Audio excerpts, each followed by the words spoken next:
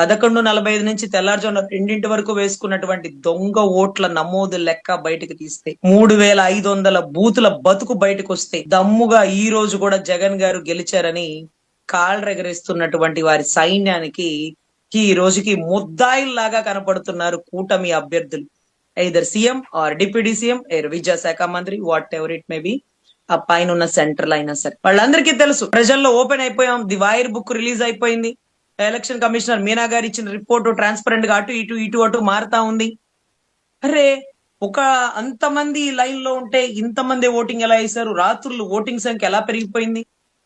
అందరు నిద్రపోయాక ఏం చేసినారు? సెకండ్ కి ఇన్ని ఓట్లు ఎలా పోలింగ్ అవుతాయి? అధ్యక్ష వచ్చిపోమ్మా మెరుపు తీగ అన్నట్టుగా ఇలా లోపలికి వెళ్ళి అలా రావడానికే 20 సెకండ్లు పట్టేస్తున్న పరిస్థితుల్లో 20 సెకండ్లో 2 ఓట్లు వేసినారు, 3 ఓట్లు నమోదైనవి. ఇవన్నీ ఎలా పిచ్చి మాటలుగా ఉందండి. అంటే బూత్ లోపలికి వచ్చి కూపన్ చెక్ చేసుకొని ఇది మీ పేరైనా ఆధార్ కార్డు చూపించండి, ఓకే లోపలికి వెళ్ళండి. అక్కడ లోపలికి వెళ్ళి ఎమ్మెల్యే దగ్గర నొక్కాలి. నొక్కగానే అయిపోదు, సైరన్ రావాలి. సైరన్ అయిపోగానే మళ్ళీ ఎంపీ అభ్యర్థి నొక్కాలి. అక్కడి నుంచి బయటకు వచ్చాక మళ్ళీ ఇంకు చుక్క. ఇవన్నీ కూడా బయటకు వచ్చేటప్పటికి ఎంత టైం పడుతుంది?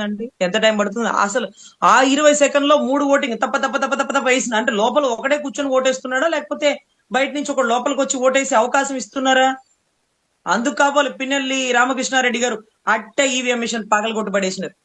మీరు వేసేసుకోండి, ఇంకెందుకు ఎలక్షన్, ఇంకెందుకు ఈవీఎం ఎందుకు, ఇంట్లో తీసుకెళ్లి కూర్చోబెట్టేసేసుకోండి అనే పరిస్థితి అయితే ఉంది సార్.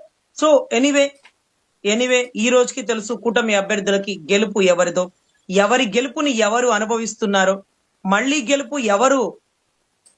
గెలుపు ఎవరిదో అన్ని వారికి తెలుసు. కాబట్టి దయచేసి బాలయ్య బాబు భారీ డైలాగులతో లేకపోతే లోకేష్ బాబు గారికి జాకీలేసి లేపుతున్నటువంటి వాళ్ళ పార్టీ సభ్యులు ఎవరైతే ఉన్నారో వీళ్ళందరూ కూడా చాలా జాగ్రత్తగా ఒళ్ళు దగ్గర పెట్టుకుని 3 ఏళ్లు రాజకీయం చేయాలని కోరుకున్నాం. ఎందుకంటే గొడవల్ని రెచ్చగొట్టద్దు, ఒకరికొకళ్ళు కొట్టుకోవద్దు, లా అండ్ ఆర్డర్ ని పరిరక్షించుకున్నాం. ఈ 3 సంవత్సరాల్లో మీరు ఏం చేయగలుగుతారో చెయ్యండి. దాని తర్వాత వచ్చే ముఖ్యమంత్రి ఖచ్చితంగా కంటిన్యూ చేయాలి, చేయిస్తాం.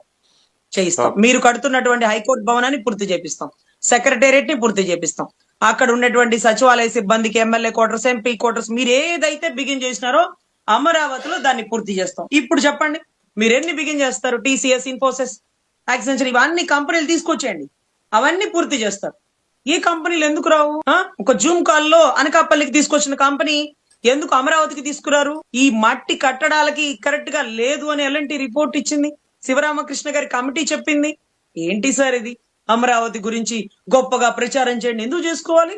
గతంలో చేయలేదే, 2014-19లో చేయలేదులే, ఇప్పుడు ఎందుకు చేస్తున్నారు? 30,000 ఎకరాలు గవర్నమెంట్ భూమి ఉంటే తీసుకోండి సార్, ప్రైవేటు భూములు ప్రజల దగ్గర నుంచి రైతుల భూములు తీసుకోకండి, రియల్ ఎస్టేట్ ని పెంచిన వాళ్ళు అవుతారు అంటూ ఒక అనుభవం లేని వ్యక్తి చక్కగా సెలవిచ్చినారు. తమరు మాత్రం తమరి సామాజిక వర్గాన్ని కొంతవరకు పెట్టి తెలంగాణ నుంచి ప్రొడ్యూసర్లు, డైరెక్టర్లు, తమరి బినామీలు ఇక్కడే భూములు కొనుక్కొని మీరందరూ ఎదిగిపోదాం, ఆర్థికంగా నిలబడిపోదాం. అరే ఎకరానికి 1450 గజాలు ఒక ఫ్లాట్ ఇస్తున్నారు సార్. ఆ ఫ్లాట్ ఖరీదు గజం ₹1,00,000. అంటే దగ్గర ఎన్ని కోట్లు వస్తున్నాయి ఒక ఎకరం భూమి ఇచ్చినందుకు సార్? 2014-19 లెక్కల ప్రకారం ఎకరం భూమి అక్కడ 2 లక్షలు ఖరీదు లేదు. లేకపోతే 4 ఇంతలు కలపండి, 5 ఇంతలు కలపండి, 10 లక్షలు. 35,000 ఎకరాలకి 35,000 కోట్లతో అయిపోదును. కానీ అలా వాళ్ళకి డబ్బు ఇచ్చేసి ఆ భూమి ప్రభుత్వం దగ్గర పెట్టుకుని ఉంటే ఒకవేళ ఆ భూమి రేటు పెరిగితే ప్రభుత్వ ఖజానా నిండుతుంది. Land pooling, land acquisition, central propose చేసినటువంటి ల్యాండ్ ఎక్విజిషన్ యాక్ట్ ని ఎందుకు గౌరవ చంద్రబాబు గారు పక్కన పెట్టి తుంగలో దొక్కి ల్యాండ్ పూలింగ్ తెచ్చినారు? అంటే ప్రతి లాభంలో నా సామాజిక వర్గం తిని ఎదగాలనే. ప్రతి లాభంలో అంటే లక్షలు ఇచ్చి కోట్లు కొట్టేస్తారా? అరే 5 కోట్ల ఆంధ్రులు తినాల్సినటువంటి సొమ్ముని 29 గ్రామాల్లో ఉండే తమ ప్రత్యేకమైనటువంటి కొంత లెక్క సామాజిక వర్గమే తినాలనుకోవడం ఎంత కుళ్ళు, ఎంత కూతుందరో. ల్యాండ్ పూలింగ్ దేశంలో ఎక్కడా లేదు సార్, కొత్తగా ప్రతిపాదించారు. సిఆర్డిఏ చట్టం ఇక్కడ పెట్టాల, ఈయన పెట్టి సిఆర్డిఏ ఆఫీస్ కట్టేసినారు. ముందు సిఆర్డిఏ ఆఫీస్ ప్రకారం ప్రతి ఏటా కౌలు ఇవ్వాల. రోడ్లు లేకపోతే డ్రైనేజీలు, కరెంట్ ఇవన్నీ మనం చేకూర్చి వచ్చే లాభాల్ని మాత్రం కొంత లెక్క ఉండేటటువంటి సామాజిక వర్గం. అందుకనే గతంలో పవన్ కళ్యాణ్ గారు చెప్పారు, అమరావతిని కదలనివ్వం, అమరావతిలో అక్రమాలు జరుగుతున్నాయి, మేము వచ్చి కూర్చుంటాం, మేము వచ్చి ధర్నా చేస్తాం, మేము వచ్చి శాంతియుతంగా పోరాడతాం అని పవన్ కళ్యాణ్ గారు కూడా చెప్పారండి. అసలు 34,000 ఎకరాలతో పాటు 20,000 ఎకరాలు గవర్నమెంట్ భూమి ఉంది. ఈ రెండు కలిపి 54,000 ఎకరాలు. ఇవి కాక ఇంకా కూడా భూమి తీసుకుంటుంది. ఈ భూమిని తాకట్లు పెట్టేస్తున్నారు. సింగపూర్కి వెళ్ళి సింగపూర్ని ఇక్కడికి తెస్తానంటారు. అసలు ఎక్కడికన్నా ఈ దేశానికన్నా వెళితే సార్, ఏ దేశం ఎగినా ఎందుకు కాలిడినా పొగడరా నీ తల్లి భూమి భారతిని, నిలపరా నీ జాతి నిండు గౌరవాన్ని అంటూ ఒక అద్భుతమైన పాట ఉంటుంది కదా సార్. అదంతా వదిలేసి ఆయన ఆయన సింగపూర్కి వెళ్ళి ఏం చెప్తారు తెలుసా, మీ సింగపూర్ ఎంత గొప్పదో, సిగరెట్ కాల్చేవాడు కూడా మీ సింగపూర్కి వచ్చాక సిగరెట్ కాల్చడం మానేశాడు, ఈ ఎంత గొప్పదో మీ దేశం. ఇదే చెప్పేది. అక్కడ రూల్స్ ఏమైనా ఉంటే ఇక్కడ పెట్టుకుందాం రండి. అంతేకాని ఆ దేశానికి వెళ్ళి మన దేశాన్ని చీప్ గా మాట్లాడతారండి. ఆ దేశానికి వెళ్ళి ఆ దేశం గొప్పతనాన్ని డప్పులు కొట్టి చెప్తారేంటి. ఇటువంటి పుట్టిన మట్టి మీద కూడా ప్రేమ లేనివారు సింగపూర్ ని తెస్తారు, టోకియోని తెస్తారు, ఆస్ట్రేలియాని తెస్తారు, కెనడాని తెస్తారు, ఇంకా ఏ దేశాలు ఉంటో అన్ని దేశాలను తీసుకొచ్చి ఆంధ్ర రాష్ట్రంలో, అందున అమరావతిలో క్యాపిటల్ లో పెట్టేస్తారు. బట్ ఇవి పెట్టేది ఎప్పుడో చూసేది ఎప్పుడో. అహనా పెళ్ళంట సినిమాలో గనక కోటా శ్రీనివాస్ కనుక ఎదురుగా కోడి నేలాడది శిలా తింటూ అద్దిగో సింగపూర్, అదిగో కనపడే బిల్డింగ్ టోకియో అంత ఎత్తు ఉంటది, మన డాబా మీద నుంచి చూస్తే ఆ లైటింగ్ కనపడది బుర్జ్ ఖలీఫా, అబుదాబి, దుబాయ్ లోని కట్టడాలు కూడా ఇక్కడికి తీసుకొచ్చేస్తారు. ఈ మట్టి కోఆపరేట్ చేయాలి కదా సార్. మనం కోఆపరేట్ చేసినా మట్టి కోఆపరేట్ చేయాలి కదా. ఇంజనీర్లు కట్టరు సార్, ఇంజనీర్లు కట్టరు. శరవేగంగా పూర్తవుతుంది. 29 ఎలక్షన్ తర్వాత మీరు ఆ ఇంట్లో ఉండగలరా? ట్రై చేయండి. 29 కల్లా మీరు ఇల్లు పూర్తి చేసుకోండి. ఆ ఇంట్లో ఉండగలిగే ధైర్యాన్ని చేయండి.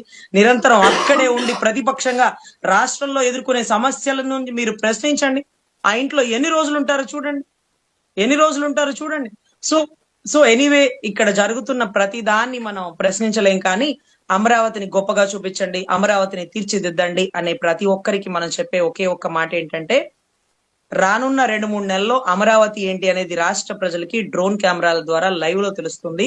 సో ఈ నీళ్లు తోడడాలు అంటే ఎత్తిపోతల పథకం పోలవరంలో పూర్తవుతుందో లేదో గానీ ఈ అమరావతిలో ఎలా ఉంటుంది అనేది, దానికి ఎంత ఖర్చు అవుతుంది అనేది ప్రతి ఒక్క విద్యావంతుడు RTI వెయ్యాలి. రైట్ టు ఇన్ఫర్మేషన్ యాక్ట్ ప్రకారం ఎన్ని కోట్లు ఖర్చు అవుతుంది, దీనికి ఎంత ప్రభుత్వ ఖజానా నుంచి బయటకు తీస్తున్నారు, ఇంత ఖర్చు ఎందుకు అవుతుంది, ఇలా ప్రతి సంవత్సరం పెట్టాలా, ఈ ముప్పు ప్రాంతాల్లో రాజధాని నిర్మించడం తగునా, ఇవన్నీ కూడా విద్యావంతులు తెలుసుకొని ప్రజల్ని చైతన్యపరచాలని మనస్ఫూర్తిగా కోరుకుంటున్నాను సార్.